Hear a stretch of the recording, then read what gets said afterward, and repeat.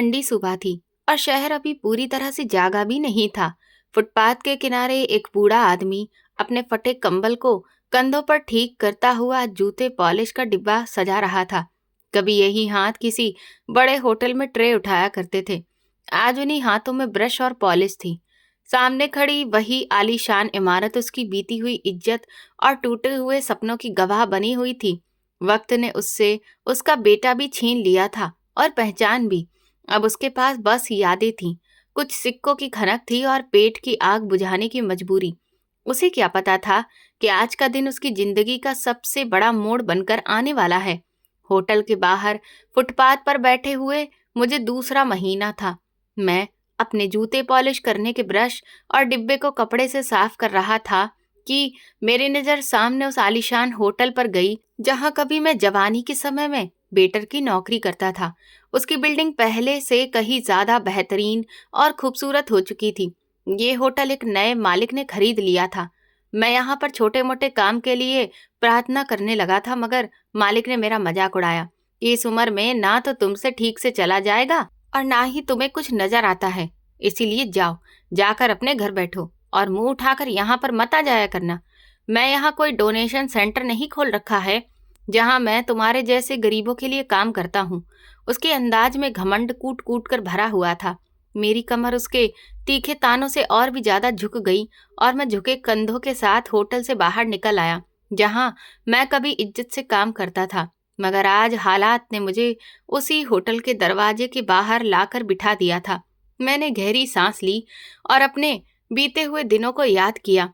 वो दिन जब मैं साफ सुथरे कपड़े पहनकर उस होटल में दाखिल होता था। जब कस्टमर मुझे टिप देते थे तो मैं उन्हें थैंक यू कहता था और वो पैसे अपने बेटे की पढ़ाई लिखाई के लिए बचा लेता था। आज वही जगह मेरे लिए बिल्कुल किसी अनजान ठिकाने जैसी बन चुकी थी। मेरी बड़ी हुई सफेद दाढ़ी उलझी हुई थी, चेहरे की झुर्रियां और खुरदरी हथेलियां उम्र भर की मेहनत और गरीबी की गवाही दे रही थी। नजर कमजोर हो चुकी थी कि अक्सर जूते की सिलाई देखने के लिए मुझे बार बार झुकना पड़ता था, मगर पेट की आग बुझाने के लिए मुझे ये काम करना ही पड़ता था। इस बुढ़ापे में बैठकर मैं यही काम कर सकता था। होटल का नया मालिक एक घमंडी और बदतमीज नौजवान था। उसकी उम्र तकरीबन 30 साल के आसपास होगी, लेकिन जब भी वो मुझे यहाँ पर बैठा देखता तो उसके चेहरे पर नफरत की लकीरें उभर आती। कई बार उसने मुझे यहाँ से भगाने की धमकियां दी थी, लेकिन मैं अक्सर रो पड़ता और वहां से उठ जाता। उस सुबह भी मैं भयंकर सर्दी में आकर फुटपाथ के करीब पेड़ के पास अपना सामान लेकर बैठ गया था। मेरी जेब में सिर्फ 50 रुपए ही थे, जबकि बिजली का बिल, गैस का खर्चा और मकान का किराया मेरे सिर पर था। मुझे हर हाल में पैसों का बंदोबस्त करना था, वरना छत भी छिन जाती। तो फिर मैं ऐसी हालत में कहाँ जाता। कुछ ग्राहकों ने अपने जूते साफ करवाए तो 100 रुपए और मिल गए, तो थोड़ी सी हिम्मत मिली। एक साहब ने 100 रुपए का नोट मेरी तरफ फेंक दिया, जो हवा में उड़ता हुआ नीचे गिरा, लेकिन मैं झुककर उसे उठाने लगा। मुझ में आत्मसम्मान और खुददारी तो कब की खत्म हो चुकी थी।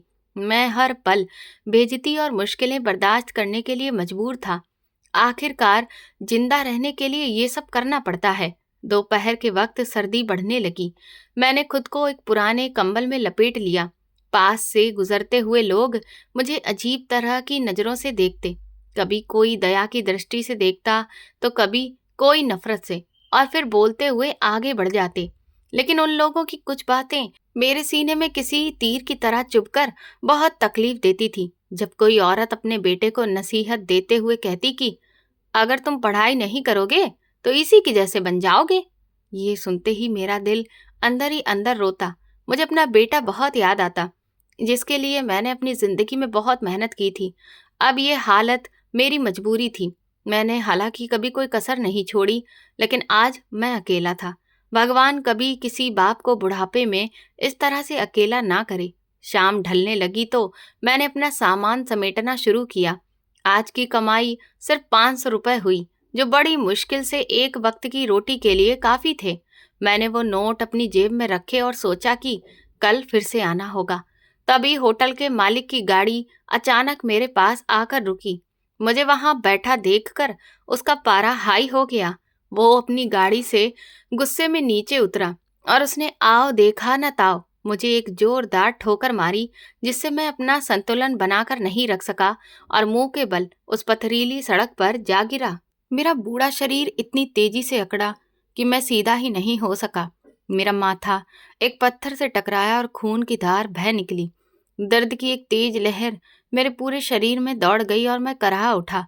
मेरा पॉलिश का सारा सामान बिखर गया, जो सब इधर उधर लुढ़क गया और ब्रश दूर जाकर गिर गए। बेबसी से मेरी आंखों में आंसू आ गए।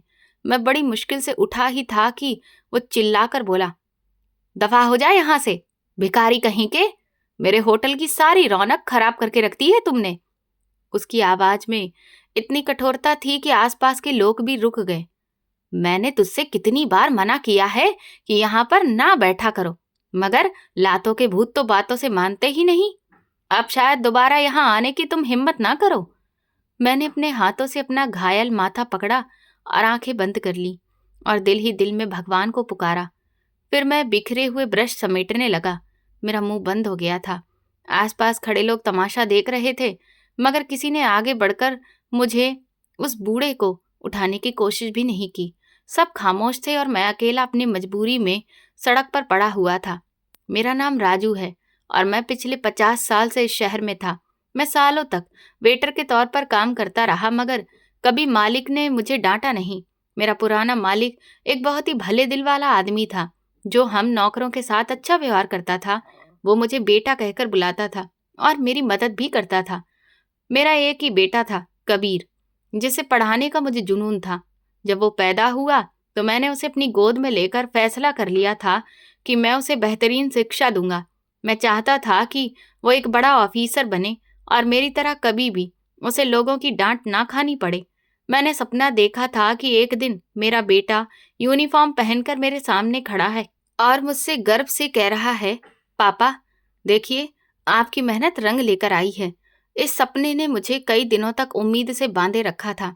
मेरी पत्नी जवानी में ही इस दुनिया को छोड़कर चली गई थी, इसलिए बाप और माँ दोनों का ही फर्ज मैंने निभाया था। कबीर जब 3 साल का था तो उसकी माँ को टीबी हो गई और वो बच ना सकी, लेकिन मेरे जीने का एकमात्र सहारा मेरा बेटा बन गया।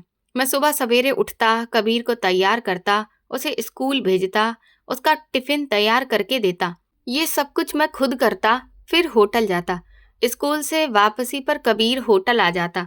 फिर रात को हम दोनों साथ में घर जाते। मैं दिन रात मेहनत करता, होटल पर कस्टमर की जी हुजूरी करता रहता और फिर जो भी टिप मिलती उसे संभाल कर रख लेता ताकि अपने बेटे की फीस दे सकूं। कभी कभी तो मैं आधी रोटी खाकर भी काम चला लेता था, मगर कबीर की पढ़ाई का खर्चा कभी भी कम नहीं होने देता था। मैं चाहता था कि मेरा बेटा बड़ा ऑफिसर बने। उसकी कॉपी पर जब अच्छे नंबर आते तो मैं खुशी से फूला नहीं समाता और उसे अपने गले से लगा लेता। उन्हीं दिनों होटल पर एक छोटा सा अनाथ बच्चा बर्तन धोने के लिए काम पर रखा गया, जिसका नाम अजीत था। वो शायद 10 या 11 साल का होगा, मगर वो बहुत ही कमजोर था। उसके माँ बाप एक हादसे में मर चुके थे और वो अपने जालिम चाचा के पास रहता था। उसका चाचा एक बेरहम आदमी था जो उसे खूब मारता पीटता और होटल में ही काम पर लगाकर छोड़ गया था। अजीत सुबह से लेकर शाम तक बर्तन धोता और जो भी पैसे मिलते वो सब उसका चाचा उससे छीन लेता था। अजीत की आंखों में पढ़ने की एक अजीब सी तड़प थी। वो अक्सर बर्तन धोते हुए बड़ी ही हसरत से कबीर को पढ़ते लिखते हुए देखता था। मैंने कई बार ये बात नोट की तो मेरा दिल भर आया। एक दिन मैंने उसे होटल के पिछवाड़े में बैठे हुए रोते देखा। मैं उसके पास गया और उसके सिर पर हाथ रखा। मैंने पूछा, बेटा तुम क्यों रो रहे हो? आखिर क्या हुआ है? उसने अपनी सिसकियों को रोका और बोला, चाचा मुझे बहुत मारते हैं। मुझे किताबें भी लेकर नहीं देते और ना ही मुझे स्कूल जाने देते हैं, जबकि मैं पढ़ना चाहता हूँ। लेकिन मेरे पास तो पैसे ही नहीं हैं। मैं जो भी कमाता हूँ वो सब भी चाचा ही छीन लेते हैं। उसकी तरफ देखकर मुझे अपने बेटे का ख्याल आया, जिसे मैं ऑफिसर बनाना चाहता था। मैंने सोचा कि अगर मेरा बेटा पढ़ लिख सकता है तो फिर ये बच्चा क्यों नहीं? ये भी तो किसी का बेटा है, इसके भी तो सपने हैं। मैंने अजीत को उठाया और उसके आंसू पोंछे। मैंने उससे कहा, बेटा तुम फिक्र मत करो, मैं तुम्हारी मदद करूंगा। तुम दिन में स्कूल जाया करो और दोपहर से यहाँ पर काम करना शुरू कर देना। मैंने उससे वादा किया कि मैं अपनी टिप के पैसे तुम्हें दूंगा, जिससे तुम फीस और किताबें ले सको। अजीत की आंखों में ये सुनते ही जैसे तारे चमक उठे। वो मेरे कदमों में गिर गया और मुझे बाबा कहकर पुकारने लगा। कहने लगा, आप तो मेरे लिए फरिश्ता हैं। मैंने उसे उठाया और गले से लगा लिया। उस दिन के बाद मेरा रूटीन बन गया कि मैं अपने बेटे के साथ साथ अजीत की पढ़ाई का खर्चा भी उठाने लगा। होटल का मालिक अक्सर मुझे देखता तो ताना मारने लगता, राजू, तुम खुद तो 2 वक्त की रोटी को तरसते हो, फिर ये एक नया बोझ अपने कंधे पर क्यों उठा रहे हो? अरे, गरीब घर के बच्चे जूठन उठाने का काम ही तो करते हैं। उन्हें ऑफिसर बनने के सपने मत दिखाओ। अपने 4 पैसे बचाओ, तुम भले आदमी हो। लेकिन मैंने हंसकर उसकी बात को टाल दिया और कहा, सेठ जी, शिक्षा तो ऐसी चीज है जो किसी भी छोटे इंसान को बहुत बड़ा बना देती है। क्या पता ये बच्चा कल को अपनी किस्मत बदल दे। मेरा यकीन था कि अच्छाई कभी भी बेकार नहीं जाती।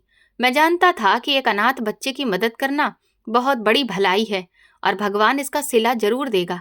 अजीत ने मुझे कभी मायूस नहीं किया और मैं उसकी मेहनत देखकर खुश होता रहा। अजीत बहुत ही समझदार था। वो शाम को बर्तन धोता, हाथ काले करता, मगर सुबह सवेरे वो साफ सुथरे कपड़े पहनकर स्कूल के लिए चला जाता था और पूरी लगन से पढ़ता। मैंने उसके लिए 2 जोड़ी ड्रेस खरीदी और जूते भी। वो जब भी स्कूल जाता तो दूसरे बच्चों की तरह ही लगता और कोई उसे अनाथ नहीं कह सकता था। उसके साफ सुथरे कपड़ों को देखकर कोई अंदाजा नहीं लगा सकता था कि ये लड़का सुबह से शाम तक होटल के जूठे बर्तन धोता रहता है। मैंने उसके लिए 2-3 जोड़ी कपड़े और ले लिए ताकि जरूरत पड़ने पर वो उन्हें भी पहन सके और वहां पर वो किसी से भी कम ना लगे। वो हर एग्जाम में सबसे बेहतर नंबर लेकर आता और फिर अपना रिजल्ट सबसे पहले मुझे दिखाता। जब भी वो अच्छे नंबर लाता तो उसकी आंखों में अजीब सी चमक होती थी। वो दौड़ता हुआ होटल आता और कहता, बाबा देखिए, मैं फिर से फर्स्ट आया हूँ। मैं उसके रिपोर्ट कार्ड को देखता और खुशी से उसके सिर पर हाथ फेरता, उसे गले लगाकर कहता, शाबाश बेटा, तुमने बहुत अच्छा किया। तुम्हारी मेहनत रंग ला रही है और एक दिन तुम जरूर कामयाब बनोगे। मेरा बेटा कबीर पढ़ाई में औसत दर्जे का था, मगर अजीत की समझदारी कमाल की थी। कबीर मेहनती तो था, लेकिन उसकी समझ अजीत की जितनी तेज नहीं थी। फिर भी जब मैं दोनों बच्चों को एक साथ पढ़ते हुए देखता तो बहुत खुशी होती थी। दोनों में अच्छी दोस्ती हो गई थी और वे भाइयों की तरह ही रहते थे। मैं दोनों बच्चों को एक ही नज़र से देखता था, बल्कि अजीत के अनाथ होने की वजह से उस पर ज्यादा दया करता था। जब भी मैं कुछ खरीदता तो दोनों के लिए लेकर आता। अगर कबीर को कोई चीज देता तो अजीत को भी वही चीज देता, ताकि उसे किसी भी तरह से कम होने का एहसास ना हो। अजीत मुझे अपने पिता की तरह ही मानता था और मैं उसे अपना बेटा समझता था। होटल पर काम करते हुए जब भी मेरी नज़र उस पर पड़ती तो मेरा दिल खुशी से भर जाता कि मैं एक अनाथ की जिंदगी बदल रहा हूँ। फिर कई साल इसी तरह से गुजर गए। अजीत अब 15 साल का हो चुका था। अच्छे खासे कद काठी का हो गया था। उसके चेहरे पर अब युवावस्था के हाव भाव नजर आने लगे थे, लेकिन उसकी आंखों में वही मासूमियत और पढ़ने लिखने की लगन मौजूद थी। उसका चाचा अभी भी उसे मारता पीटता था और उसकी कमाई हड़प कर जाता था, मगर वो बड़ा ही सब्र वाला बच्चा था। उसकी मेहनत रंग लाई। उसने बोर्ड के एग्जाम दिए और जब रिजल्ट आया तो पूरे शहर में उसके नाम के चर्चे हो गए। अखबार में उसकी तस्वीर छपी और स्कूल वालों ने उसे सम्मानित भी किया। मैंने जब ये खबर सुनी तो मेरी तो खुशी का कोई ठिकाना ही नहीं रहा। मैं उस दिन काम छोड़कर स्कूल गया और अजीत को गले लगा लिया। मेरी आंखों में खुशी के आंसू थे और मैंने भगवान को धन्यवाद कहा कि उसने मेरी भलाई का ये फल दिया। मैंने खुशी में उसे नए कपड़े और घड़ी लेकर दी। मैंने अपनी पूरे महीने की सैलरी खर्च करके उसके लिए एक अच्छा ड्रेस खरीदा और खूबसूरत घड़ी भी। अजीत ने जब वो चीजें देखी तो वो रो पड़ा। उसने मेरे पैर छू लिए और कांपती हुई आवाज में बोला, बाबा, आप मेरा गर्व हैं। मैं जज्बातों से भरकर उसे अपने सीने से लगा लिया। वो बहुत खुश था और उसकी खुशी देखकर मैं मुस्कुरा दिया। मैंने कभी भी नहीं सोचा था कि किसी की खुशी मेरे लिए इतनी ज्यादा अहमियत रख सकती है। अजीत की कामयाबी मेरी अपनी कामयाबी थी और मैं उसे अपना बेटा ही समझता था। होटल के मालिक ने भी मेरी तारीफ की और कहा कि राजू, तुमने वाकई में बहुत अच्छा काम किया है। मैंने हंसकर कहा, सेठ जी, ये तो बस भगवान की मेहरबानी है। फिर एक दिन अचानक अजीत गायब हो गया। वो सुबह होटल आया ही नहीं और ना ही शाम तक वो वापस लौटा। मुझे लगा कि शायद स्कूल गया होगा, लेकिन जब वो स्कूल से भी वापस नहीं आया तो मैं परेशान हो गया कि कहीं वो बीमार तो नहीं है या कोई और दिक्कत तो नहीं हो गई। मैंने पूरा दिन इंतजार किया, लेकिन वो नहीं आया। फिर शाम के समय जब मैं उसके घर गया तो देखा कि दरवाजे पर तो ताला लगा हुआ था। ये देखकर मेरा दिल बैठ गया। मैंने आसपास के पड़ोसियों से पूछा तो पता चला कि उसका चाचा रातों रात मकान खाली करके वहां से भाग गया है, क्योंकि उस पर बहुत कर्ज चढ़ गया था। कर्जदार उसके पीछे पड़े हुए थे। एक पड़ोसन ने बताया कि अजीत तो बहुत रो रहा था और चिल्ला चिल्ला कर कह रहा था कि मुझे आपके साथ नहीं जाना है, मगर उसके चाचा ने तो उसकी एक भी नहीं सुनी। ये सब सुनकर मेरा दिल बहुत दुखी हो गया। मैं वहीं सड़क पर बैठ गया। मेरे हाथ पांव ठंडे हो गए और सिर चकराने लगा।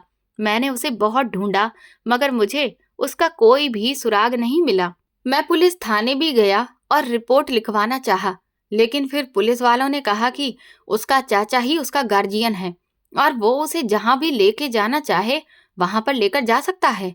उन्होंने मेरी कोई मदद नहीं की और मुझे वापस खाली हाथ भेज दिया।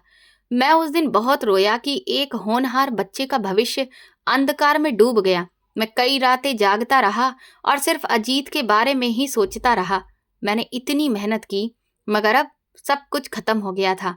मैं भगवान से प्रार्थना करता रहा कि वो अजीत की सुरक्षा करें और उसे दोबारा पढ़ने लिखने का मौका भी मिले। होटल के मालिक ने फिर ताना दिया, देखा राजू, मैं तो पहले ही कहता था कि इन लोगों के खून में ही वफादारी नहीं होती। तुमने अपना पैसा और वक्त दोनों बर्बाद किया। वो भाग गया और तुम्हें खबर तक नहीं होने दी। मालिक ने मुझ पर तरह तरह के ताने कसे और कहा कि मैंने बेवकूफ़ी में अपना बहुत नुकसान कर लिया है। उसके ताने मेरे कलेजे को छलनी कर देते थे। मेरा दिल दुख से भर गया, मगर मैं चुप रहा।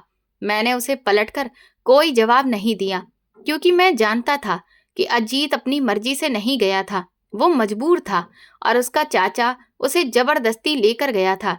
लेकिन वो कम से कम मुझसे संपर्क तो कर ही सकता था ना। मेरा दिल अंदर से कचोटता रहता था। दिन गुजरते गए, मगर अजीत का कोई पता नहीं चला। मैं हर रोज उसका इंतजार करता रहा, लेकिन वो कभी भी वापस नहीं आया। वक्त गुजरता गया। मैं बूढ़ा हो गया और होटल की नौकरी से भी रिटायर हो गया। मेरी उम्र अब 60 साल पार कर चुकी थी और शरीर में पहले जैसी ताकत नहीं रही थी। कमर झुक गई थी, बाल सफेद हो चुके थे, हाथ कांपते रहते थे और नजर भी कमजोर हो गई थी। घुटनों में दर्द रहता था और सांस लेने में भी तकलीफ होती थी। होटल के नए मालिक ने मुझे नौकरी से निकाल दिया, क्योंकि उसे लगता था कि मैं अब काम ठीक से नहीं कर सकता हूँ। मेरा सारा ध्यान अब सिर्फ मेरे बेटे कबीर पर था, जिसने ग्रेजुएशन कर लिया था और नौकरी की तलाश में था। कबीर ने अपनी डिग्री हासिल कर ली थी और अब वो रोजाना अखबारों में दिए गए विज्ञापन देखता रहता और अलग अलग जगह पर अपना रिज्यूमे भेजता रहता।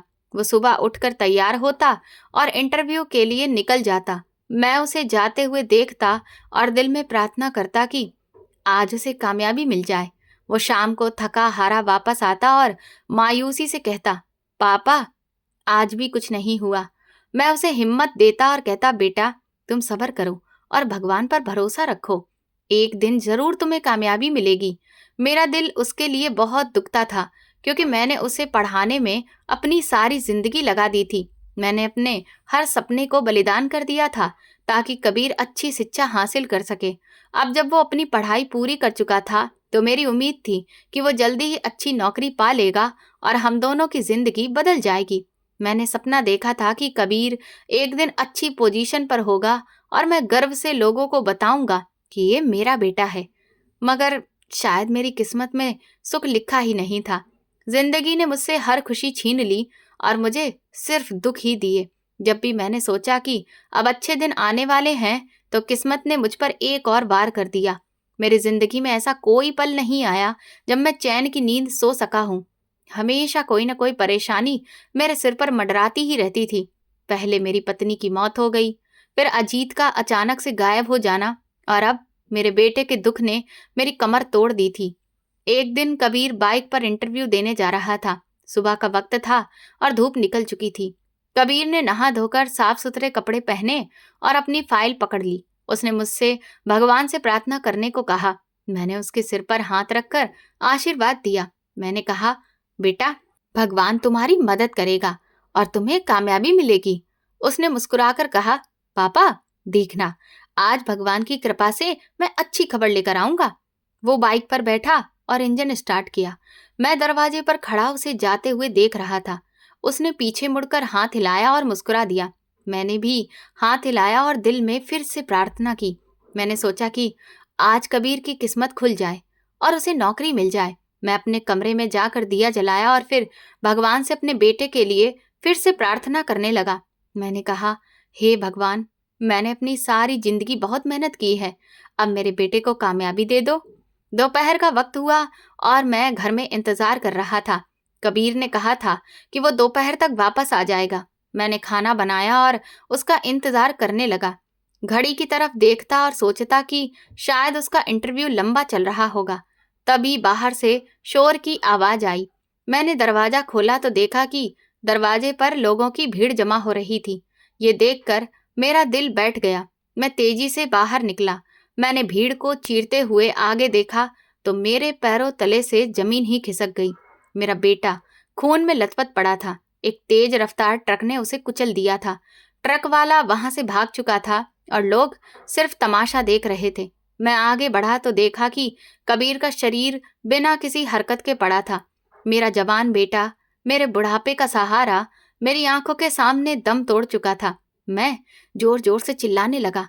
मैंने उसके सिर को अपनी गोद में लिया और जोर जोर से हिलाया। मैंने कहा, कबीर बेटा, आंखें खोलो, अपने पापा को देखो, मुझे इस तरह छोड़कर मत जाओ बेटा। लेकिन उसकी आंखें बंद थीं और सांस रुक चुकी थी। उसके शरीर में कोई हरकत नहीं हो रही थी और उसका शरीर बिल्कुल ठंडा पड़ चुका था। मैं उसकी लाश से लिपटकर दहाड़े मार मार कर रोता रहा, मगर वो वापस नहीं आया। मैंने उसके चेहरे को अपने आंसुओं से धोया और उसके माथे को बार बार चूमता रहा। मैंने कहा, बेटा, तुमने मुझे अकेला छोड़ दिया, अब मैं किसके सहारे जीऊंगा? तुम ही तो मेरी जिंदगी थे, मेरी उम्मीद थे, और तुम ही चले गए। लोगों ने मुझे पीछे हटाने की कोशिश की, लेकिन मैं नहीं हटा। मैं अपने बेटे को पकड़कर खूब रोता रहा। कबीर की मौत से मेरी सारी उम्मीदें, सारी ख्वाहिशें और सारी मेहनत एक पल में मिट्टी में मिल गई थी। अब मैं बिल्कुल अकेला रह गया था। ना कोई जमा पूंजी थी और ना ही कोई सहारा। मेरे पास ना तो कोई रिश्तेदार था और ना कोई दोस्त। मैं इस दुनिया में बिल्कुल अकेला रह गया था। लोगों ने कबीर की लाश को उठाकर अस्पताल पहुंचाया, इस उम्मीद में कि शायद कुछ हो जाए, लेकिन डॉक्टर ने कह दिया कि वो तो मौके पर ही खत्म हो गया था। मैंने अपने बेटे को अपने हाथों से कफन पहनाया, उसकी अर्थी को कंधा दिया और उसकी चिता को आग लगाई। जब मैंने उसकी लाश पर कफन डाला तो मेरा दिल फट गया था। मैं उसकी चिता के पास बैठकर खूब रोया और कहा, बेटा, तुमने अपने पापा को बहुत जल्दी छोड़ दिया, मैं अब कैसे जीऊंगा? मैं सारी रात शमशान घाट में ही गुजारता रहा और अपने बेटे से बातें करता रहा। कबीर की मौत के बाद मेरी जिंदगी पूरी तरह से अंधेरे में डूब गई थी। मैं दिन रात रोता रहता, उसकी यादों में खोया रहता। घर में उसकी हर चीज मुझे उसकी याद दिलाती थी। उसके कपड़े, उसकी किताबें, उसकी तस्वीर, सब कुछ मेरे दिल में सुई के जैसे चुभती रहती थी। मैंने उसके कमरे को जैसे का तैसा ही रखा हुआ था और रोजाना वहां बैठकर खूब रोता था। मैंने सोचा शायद ये सपना हो और काश वो कहीं से वापस आ जाए, लेकिन ये हकीकत थी जिससे भागा नहीं जा सकता था। जिंदगी बड़ी ही जालिम होती है। तुम कितने ही बड़े दुख से क्यों ना गुजर रहे हो, लेकिन कमबख्त ये पेट की भूख, ये तो कभी खत्म ही नहीं होती और इसके लिए तुम्हें हर दर्द और हर दुख को पीछे छोड़ देना पड़ता है। और वही मेरे साथ हुआ। पेट की आग बुझाने के लिए मुझे फिर से मेहनत करनी पड़ी। इस उम्र में कोई भारी काम मुझसे नहीं हो सकता था। मेरे हाथ कांपते थे और कमर में दर्द रहता था। मैंने सोचा कि क्या काम करूं जो मेरे बस में हो। मेरे पास कुछ पैसे बचे हुए थे जो मैंने कबीर की शादी के लिए जमा किए थे। अब उन पैसों की कोई जरूरत ही नहीं रही थी। मैंने पुराना जूता पॉलिश का सामान खरीदा और उसी पुराने होटल के बाहर जूते पॉलिश करने का सारा सामान लगा लिया।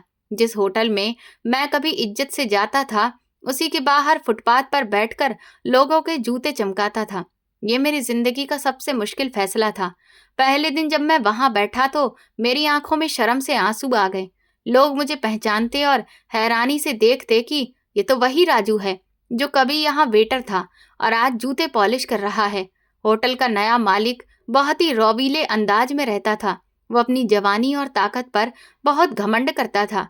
उसे अपनी दौलत पर भी बहुत गुरूर था। वह अक्सर मुझे धमकियां देता था कि मैं उसके होटल के सामने एक काले धब्बे की तरह हूं।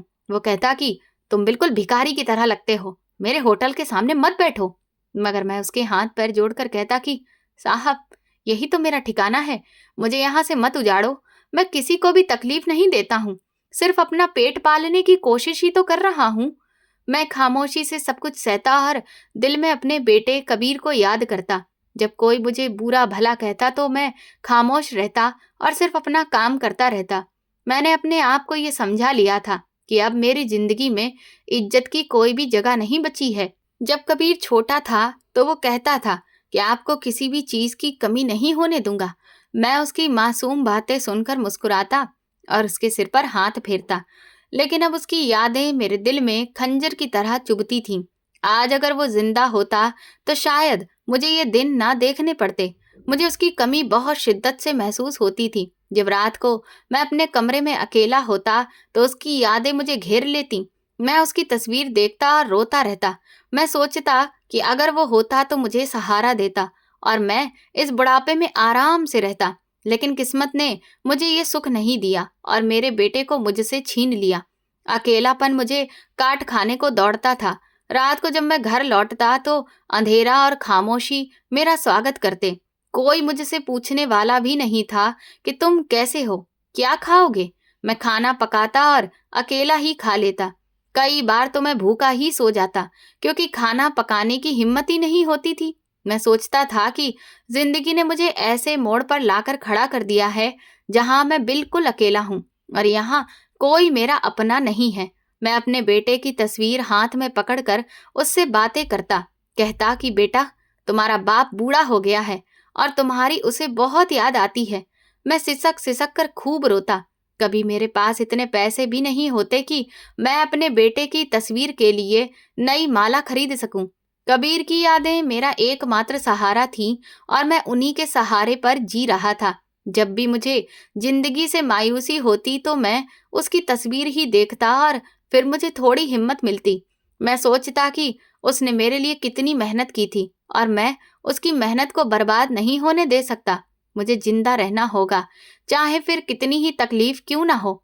मैं भगवान से प्रार्थना करता कि मुझे इतनी ताकत दे कि मैं अपनी जिंदगी ईमानदारी के साथ गुजार सकूं। लेकिन जब होटल के मालिक ने मुझे ठोकर मारकर जख्मी कर दिया था और मेरा सामान सड़क पर बिखेर दिया था तो मुझे लगा कि मैं भी कबीर की तरह ही मर गया हूं। मैं खून से सने माथे के साथ सड़क पर बिखरे हुए ब्रश एक एक करके उठा रहा था। मेरी आंखों में दर्द था, लेकिन ज्यादा तकलीफ तो मेरे दिल को ही हो रही थी। मैंने सोचा कि आखिर मैंने ऐसे कौन से पाप किए हैं जो भगवान मुझे ये सजा दे रहा है।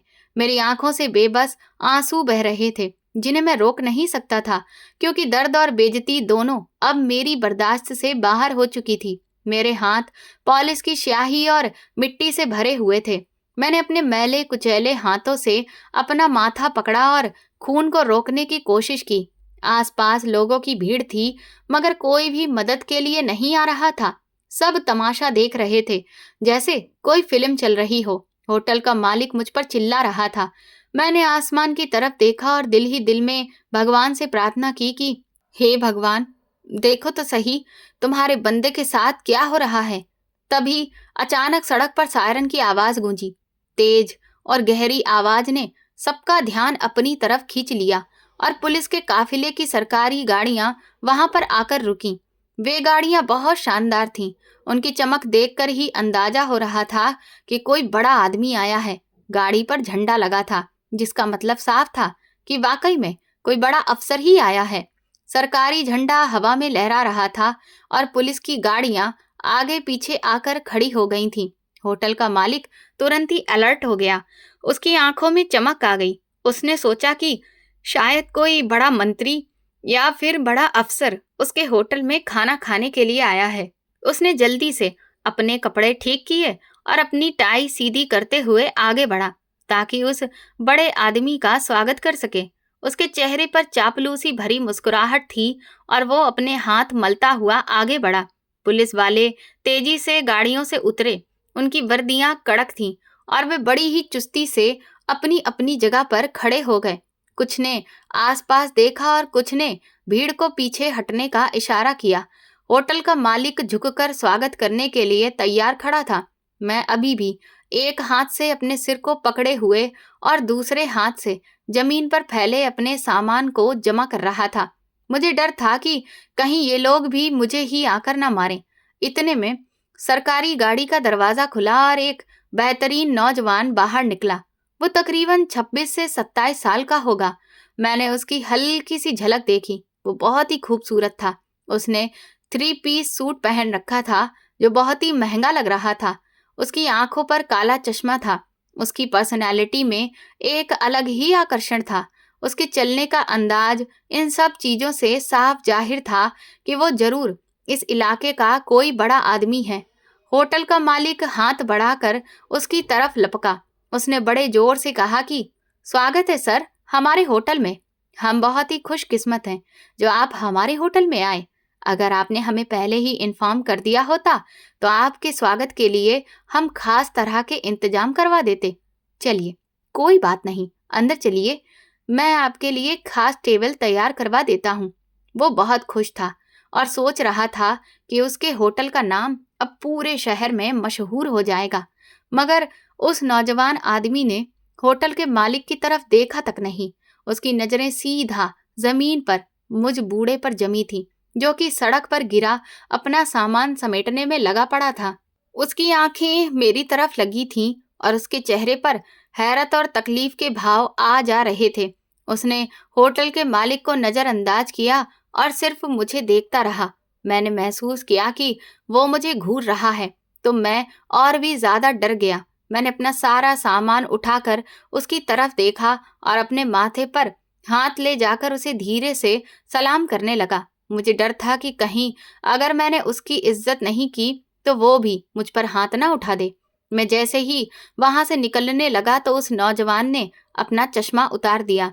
उसकी आंखों में आंसू तैर रहे थे। उसके चेहरे पर एक अजीब सा दर्द दिख रहा था।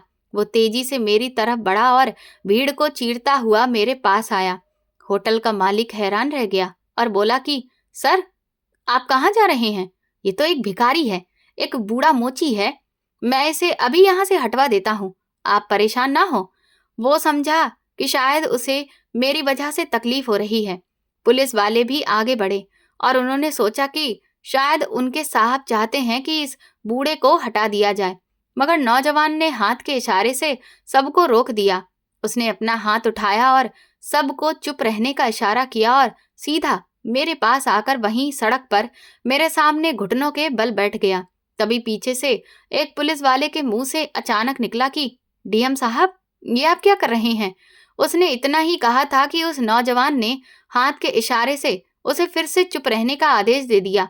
मैं ये सुनकर और ज्यादा सन्न रह गया कि इतना बड़ा अफसर इतना महंगा सूट पहने हुए गंदी सड़क पर घुटनों के बल बैठा है। आखिर ये इतना बड़ा ऑफिसर एक मोची के कदमों में क्यों बैठ गया है? सभी लोग वहां हैरानी से ये नजारा देख रहे थे और आपस में बातें कर रहे थे। कोई कह रहा था कि यह क्या हो रहा है और कोई कह रहा था कि शायद ये बूढ़ा कोई खास आदमी है। मैं घबरा गया और डर के मारे पीछे हटने की कोशिश करने लगा। मैंने कहा कि साहब जी, मेरे हाथ पॉलिश से काले हैं, कपड़ों पर भी मिट्टी लगी है, आपके कपड़े खराब हो जाएंगे, आप भगवान के लिए उठ जाइए। मैं बहुत ही शर्मिंदा था और नहीं चाहता था कि कोई भी अफसर मेरी वजह से अपने कपड़े खराब करे। मगर उस नौजवान ने मेरे खून से सने हुए माथे को देखा और फिर मेरे जख्म को हल्का सा छूने के लिए हाथ बढ़ाया, लेकिन फिर अपना हाथ रोक लिया। ये सब करते हुए उसका चेहरा दुख से भर गया। उसने मेरे खुरदरे हाथों को अपने हाथों में थाम लिया और फिर अचानक हिचकियों के साथ रोने लगा। उसके गर्म आंसू मेरे हाथों पर गिरने लगे, लेकिन मैं तो समझ ही नहीं पा रहा था कि ये क्या हो रहा है और क्यों हो रहा है। अचानक उसने मेरे दोनों पैरों को हाथ लगाया तो मैं बहुत बुरी तरह से घबरा गया। मैं तुरंत घिसट कर पीछे होने लगा, लेकिन उसने अपने आंसू पोंछकर मेरे दोनों हाथों को पकड़ लिया और अपनी कांपती हुई आवाज में कहा कि बाबा, आपने मुझे नहीं पहचाना? मैं हूं अजीत, आपका छोटा सा अजीत, जिसे आपने बर्तन धोने से बचाकर स्कूल पढ़ने के लिए भेजा था। वो अनाथ बच्चा जिसकी आपने मदद की थी और जिसे आपने पढ़ाया लिखाया था। उसकी आवाज में दर्द था और वो फिर से रोने लगा। मेरे दिमाग में जैसे बिजली सी गूंज गई। अजीत, ये नाम सुनकर मेरा दिल धक्क से रह गया। मेरी धुंधली आंखों ने ध्यान से उसे देखा और उसकी नम आंखों में मेरे लिए सम्मान और प्यार था। हाँ, ये तो वही आंखें थीं, वही मासूमियत थी, वही नजरें थीं जो मैं बरसों पहले देखा करता था। बस अब चेहरे पर अफसरों वाला रौब और जवानी की झलक थी। वो छोटा सा बच्चा अब एक बड़ा आदमी बन गया था, लेकिन उसकी आंखों में वही प्यार और वही सम्मान था। मेरे होंठ कांपने लगे। मैंने कहा कि अजीत, क्या सच में ये तुम ही हो बेटा? मेरी आवाज कांप गई और आंखों में मोटे मोटे आंसू आ गए। मैं तो समझता था कि तुम भी कहीं खो गए हो, मेरे कबीर की तरह, और मैं तुम्हें फिर कभी नहीं देख सकूंगा। मेरी आवाज भीग रही थी। अजीत तड़प उठा और बोला कि कबीर को क्या हुआ बाबा? वो तो मर गया, वो तो मुझे इस भरी दुनिया में अकेला कर गया। ये कहते हुए मैं रोने लगा। अजीत ने आगे बढ़कर मुझे गले से लगा लिया और वो भी फूट फूट कर रो पड़ा। उसने मुझे अपनी बाहों में जोर से भर लिया। वो बिलक बिलक कर रोते हुए बोला कि बाबा, मुझे माफ कर दीजिए, मैं अपनी मर्जी से नहीं गया था। मैं आपको छोड़कर कभी जाना ही नहीं चाहता था। मेरे चाचा मुझे जबरदस्ती गांव लेकर गए थे और उन्होंने मुझे वहां कैद कर दिया था। उन्होंने मुझे कमरे में बंद किया और बाहर से ताला लगा दिया। मैं बहुत चिल्लाया, बहुत रोया, गिड़गिड़ाया, लेकिन उन्होंने मेरी एक ना सुनी। एक रात मैंने खिड़की तोड़ दी और वहां से भाग निकला। मैं बड़ी मुश्किल से वहां से फरार हुआ और फिर दोबारा शहर वापस आने की कोशिश की। मैं एक सरकारी अनाथालय में पनाह ले चुका था। मैंने उन लोगों को अपनी पूरी कहानी बताई तो उन्होंने मुझे रख लिया, लेकिन मैंने पढ़ना लिखना नहीं छोड़ा। मैंने वहां भी दिन रात मेहनत करके अपनी पढ़ाई जारी रखी। मैं खूब काम करता और रात को दिल लगाकर पढ़ता भी, क्योंकि मैंने आपसे वादा किया था कि मैं अफसर बनूंगा। आपने मुझ पर इतना भरोसा किया था और मुझ पर इतना खर्च भी किया था। मैं आपकी उम्मीदों को तोड़ना नहीं चाहता था और आज मैं अपना वादा पूरा करके आया हूँ। मैंने यूपीएससी का एग्जाम पास किया और भगवान ने मुझे कामयाबी दी। आज मैं डीएम हूँ और ये सब आपकी वजह से है बाबा। अगर आपने मुझे सहारा ना दिया होता तो मैं आज भी बर्तन धो रहा होता। उसने मुझे मजबूती से पकड़े रखा था और मैं उसकी बातें हैरानी से सुन रहा था। होटल का मालिक और सभी लोग ये नजारा देखकर पत्थर के जैसे हो गए थे। किसी को भी यकीन नहीं आ रहा था कि ये क्या हो रहा है। अजीत ने मुझे सहारा देकर उठाया। उसने बड़े प्यार से मेरा बाजू पकड़ा और मुझे खड़ा किया और अपनी जेब से सफेद रुमाल निकालकर मेरा चेहरा साफ किया। फिर बहुत ही आराम से मेरे जख्म को भी साफ किया और मेरे चेहरे से खून को पोंछ दिया। उसने होटल के मालिक की तरफ देखा, जो अब शर्मिंदगी और डर के मारे पसीने से भीग चुका था। मालिक का चेहरा पीला पड़ गया था, वो कांप रहा था। अजीत की आंखों में अब वो अफसर वाला कड़ापन लौट आया। उसकी नजरों में भयंकर गुस्सा था और उसका अंदाज हद से ज्यादा सख्त हो गया था। उसने मालिक की तरफ गहरी नजरों से देखा और कहा कि जिस इंसान को तुमने इतनी नफरत से ठोकर मारी है, वो मेरे लिए पूरी दुनिया है। वो मेरे बाबा हैं, मेरे सब कुछ, मेरे पिता की जगह हैं और मेरी जिंदगी बदलने वाले हैं। तुमने अपनी ताकत के नशे में एक बुजुर्ग की बेइज्जती की है।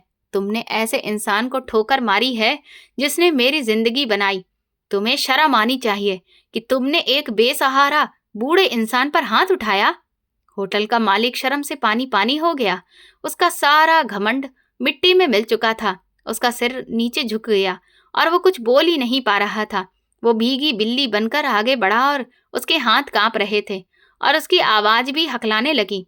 तभी अचानक उसने मेरे सामने हाथ जोड़ दिए। वो झुकते हुए बोला कि बाबा जी, मुझे माफ कर दीजिए, मुझसे बहुत बड़ी गलती हो गई। बहुत बड़ा पाप हो गया। मैंने आपको पहचान नहीं सका। मैं नहीं जानता था कि आप कौन हैं। मैं शर्मिंदा हूँ और माफी मांगता हूँ। भगवान के लिए मुझे माफ कर दीजिए। अजीत ने उसे डांटते हुए कहा कि याद रखो, ताकत कभी भी कमजोर इंसान को कुचलने के लिए नहीं होती, उसका सहारा बनने के लिए होती है। जब भगवान तुम्हें ताकत देता है तो ये परीक्षा होती है कि तुम उसे कैसे इस्तेमाल करोगे। अगर तुमने ताकत का गलत इस्तेमाल किया तो भगवान तुमसे वो सब कुछ छीन लेगा। और आज से मैं तुम्हारा ये होटल सील कर रहा हूं ताकि तुम्हें इंसानियत का एहसास हो और गरीब लोग तुम्हें कीड़े मकोड़े ना लगें। मैंने अजीत का हाथ पकड़ा और कहा कि बेटा, इसे छोड़ दो। इसे अपनी गलती का एहसास हो गया है और इसके लिए यही काफी है। भगवान भी इसे माफ कर देगा और हमें भी ऐसा ही करना चाहिए। अजीत मुझे अपनी सरकारी गाड़ी तक लेकर गया। बड़ी इज्जत के साथ उसने गाड़ी का दरवाजा खोला और मुझे अंदर बिठाया और कहने लगा कि बाबा, आज के बाद आपको कभी भी काम नहीं करना पड़ेगा। आपकी मेहनत के दिन अब खत्म हो गए। आज से आप मेरे साथ रहेंगे। मेरा घर आपका घर है और मेरी हर चीज आपकी है। आप वो इज्जत पाएंगे जिसके आप हकदार हैं। आपने मुझे जिंदगी दी है और अब मैं आपकी सेवा करूंगा। ये सुनते ही मैं दिल ही दिल में भगवान से प्रार्थना करने लगा। मैं गाड़ी की नरम सीट पर बैठा खिड़की से बाहर देख रहा था। गाड़ी की सीट इतनी आरामदायक थी कि मैं बरसों से ऐसे आराम से बैठा ही नहीं था। वो होटल पीछे छूट गया था जहां मैंने अपनी जवानी और बुढ़ापा गुजारा था। वो जगह जहां मुझे मेरी गरीबी की वजह से बेइज्जत किया गया, लेकिन अब वो मेरे दिल से उतर चुका था। मैंने महसूस किया कि एक लंबे अरसे के बाद मेरे दिल को सुकून मिला है। मैं सोच रहा था कि भलाई कभी भी बेकार नहीं जाती, वो लौट कर जरूर आती है और अक्सर वहां से आती है जहां से हम सोच भी नहीं सकते। मैंने एक अनाथ इंसान को सहारा दिया था और किसी बदले की उम्मीद नहीं की थी। मैंने सिर्फ भगवान की इच्छा से उसकी मदद की थी और आज जब मैं बेसहारा हुआ तो भगवान ने उसी अनाथ को मेरा सहारा बनाकर भेज दिया। ऊपर वाले का ये उपकार देखकर मेरा दिल खुशी से धड़कने लगा। मेरी आंखों से सुकून के आंसू बह रहे थे। ये खुशी के आंसू थे, गम के नहीं। और दिल कह रहा था कि बेशक भगवान सब ठीक करने वाला है।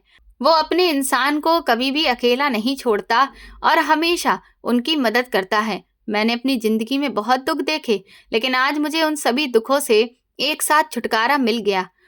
मुझे मेरे सब्र का फल मिल गया। अजीत ने मेरी तरफ देखा और मुस्कुराया। उसकी मुस्कुराहट में प्यार और इज्जत दोनों ही थी। तो दोस्तों, अगर आपको ये कहानी पसंद आई है तो कमेंट करके जरूर बताएं। वीडियो को लाइक करें, हाइप दें और ज़्यादा से ज़्यादा शेयर करें। चैनल पर नए हैं तो सब्सक्राइब करें और नोटिफिकेशन बेल दबाएं ताकि अगली अपडेट सबसे पहले आपको मिले। ये कहानी पूर्णतः काल्पनिक है। इसमें दर्शाए गए सभी पात्र, घटनाएं, स्थान और प्रसंग लेखक की कल्पना पर आधारित हैं। इसका उद्देश्य केवल मनोरंजन, प्रेरणा और मानवीय मूल्यों जैसे दया, सम्मान और इंसानियत का संदेश देना है। यदि किसी व्यक्ति, संस्था या वास्तविक घटना से कोई समानता प्रतीत होती है तो वो मात्र संयोग होगा। इस कहानी का उद्देश्य किसी भी व्यक्ति, वर्ग या पेशे की भावनाओं को ठेस पहुंचाना बिल्कुल नहीं है। धन्यवाद।